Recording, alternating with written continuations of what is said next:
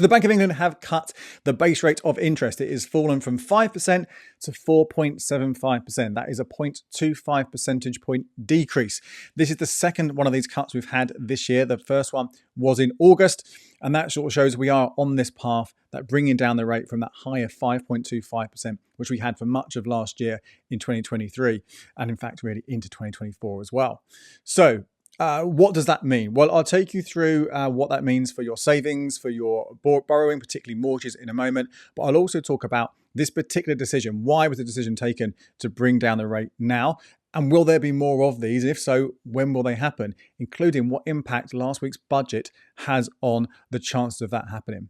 So let's first of all talk about this particular meeting. Now, you guys have been probably following my updates every 6 weeks for a good while now, ever since we've been following those rates going up and up and up and up from that low of 0.1% to that higher 5.25%, and now as they're coming down. Now, there are 9 members of this Bank of England Monetary Policy Committee meeting who meet every 6 weeks to decide what they're going to do. Is it going to go up? Is it going to stay the same? And is it going to fall? And this time, 8 of those members decided they wanted this cut. So the big majority there. Only one person was holding out, and they were holding out for it to stay as it was. But that's where we are. And this was always looking like that we were going to get this cut this month in November. Because the big reason why the base rate went up in the first place and why it started to come down now is around inflation. Now, generally, the change in the base rate is generally what's seen as the main way to control inflation. Obviously, there are all sorts of other things that get in the way, but that's the main way of controlling inflation. So when inflation was going up, the base rate went up as well to try and bring it back down. And then as inflation comes down, then the idea is you reduce the base rate as well, because you don't need these base rate measures in place that in theory should stop inflation. So the Bank of England want it at 2%, and we've had a few months on or around that. Well, the reason why it was so nailed on to be happening this month is because the most recent inflationary figures for the UK were 1.7%, which was lower than expected, and obviously well below, well not well below, but below that 2% target. So all the economists, everyone predicting, all the markets, that we were going to get this cut, and it did happen. Okay, and I say most of them thought it was going to be the right thing to do. The question is now, what happens next? Now, again, these predictions change all the time. Like I always say, take it with a pinch of salt, because what seems obvious now could change next week, could change 3, 4, 5, could change the day before they meet again in 6 weeks' time. So all can change at any time. But before, well, let's go back a few weeks ago. Let's go back to early October. At that point, people were saying that we would see another cut in December, bring us down to 4.5% by the end of the year.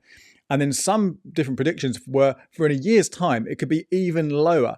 Some around 3.5%, one prediction even as low as 2.75%, which is absolutely massive cuts. Again, that was probably more on the extreme. But again, people thinking we're going to keep seeing these cuts and they're going to go pretty fast and bring us down and bring it down to around that kind of sort of a normal-ish level of that sort of 3.5% seen as a general kind of safe normal. Nothing like the kind of the really low rates we've had in the past. And that was kind of looking quite likely. This December cut, which again, we still don't know if it would happen or not, was also looking quite likely it would happen for the end of this year and then more next year. But as I say, things always change. And one thing that changed was we had the budget last week. And many of the measures that were spoken about in there were potentially going to be seen as slightly inflationary.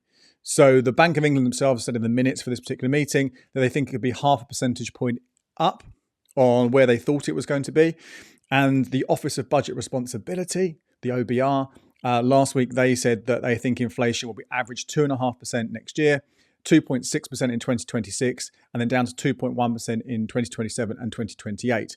So that's all slightly higher than was originally predicted. So that means that inflation, nowhere near those kind of crazy figures that we were seeing not too long ago, but still higher than expected, still higher than potentially wanted. They want that target of 2% is seen as the level that inflation should be at.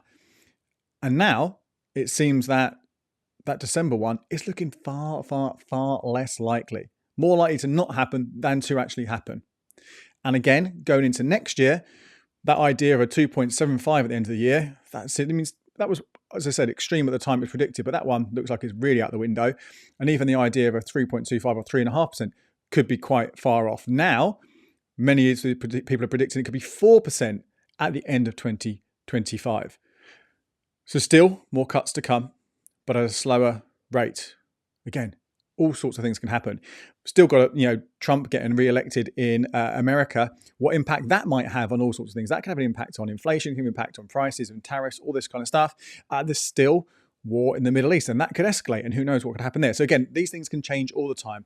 But current thinking is probably won't be a cut this year, and maybe 3 more cuts at some point slowly throughout the year. And actually, Governor of the Bank of England, Andrew Bailey, even talks about them being gradual, So that does really, everything points towards slower, but still falling base rates.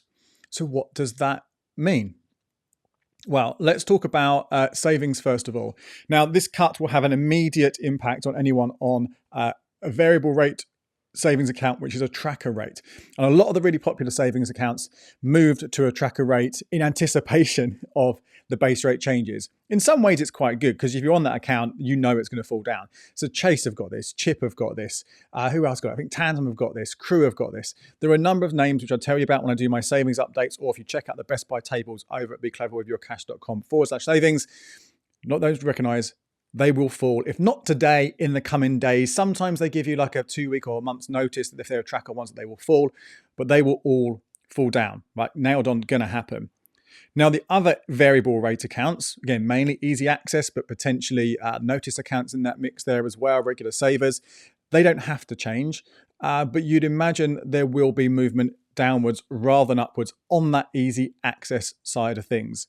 Although saying that, as I covered in my recent savings update, there was a bit of a battle at the top of the easy access ISAs, pushing rates up between Moneybox and Trading 212, where you're currently now getting 5.17%. Now, they've done that even though they're anticipating this base rate cut to come along. Again, everyone was really expecting it to happen. So it could well be there's no change there. And you always get this a little bit competition for market share and marketing budgets going in to boost some rates and keeping them as like customer acquisitions rather than going, we're not getting less, we're getting less money from the Bank of England, so let's cut it as well. So again, you don't know for certain that will happen, but I would imagine we will see the end of the 5% easy access accounts, other than say maybe an exception there on those 2 ISAs, and then sort of dropping down again, rates coming down a little bit more there. When it comes to fixes, it's less certain what we'll see going on there because fixes are generally priced in on the future on those predictions. And if we were anticipating to have, as I said, a number of those cuts over the next year, 2 years, 3 years, they've already been priced in. We've seen those rates dropping down over the last few months, or in fact over the last year and a bit with all these different predictions, but then coming down.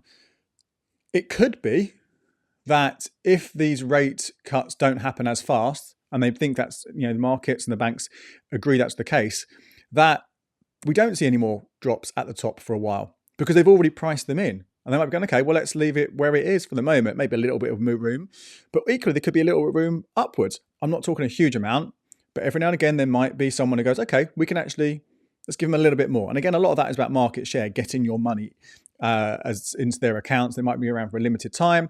There might be a bit of competition, but there's a small chance, again, we might see a bit of movement upwards in those fixed rates.